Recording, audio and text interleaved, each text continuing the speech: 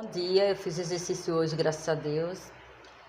Estou lendo o Êxodo 8, estou no versículo 15. O 15 diz assim: Vendo, pois, Faraó que havia descanso, agravou o seu coração e não os ouviu, como o Senhor tinha dito.